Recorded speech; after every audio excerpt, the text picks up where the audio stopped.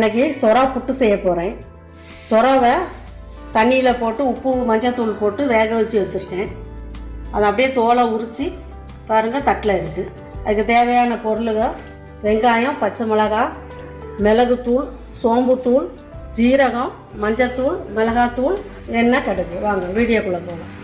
கடாய் சூடாகிடுச்சு, எண்ணெய் ஊற்றிக்கிடலாம்.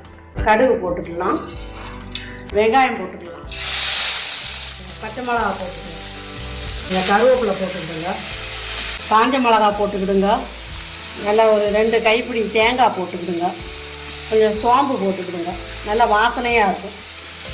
இதில் கொஞ்சம் நிறைய கருவேப்பிலை போட்டுக்கிடுங்க, இந்த சீரகமும் போட்டுக்கணும். தேங்காய், காஞ்ச மிளகா, கருவேப்பிலை, சீரகம், சோம்பு அரைச்சி எடுத்துகிட்டு வந்தாச்சு. இஞ்சி பூண்டு போட்டுடலாம். லேசாக உப்பு போட்டுக்கலாம், மசாலா போட்டுக்கலாம்,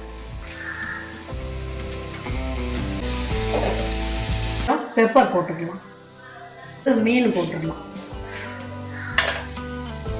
அந்த மீனில் உள்ள முள்ளோடு போடுங்க, அப்போ தான் நல்லாயிருக்கும். சொரா புட்டு நல்லா ரெடி ஆகிடுச்சு. இதே மாதிரி நீங்களும் செஞ்சு பாருங்கள். நம்ம அடுத்த வீடியோவில் பார்க்கலாம். தேங்க்யூ.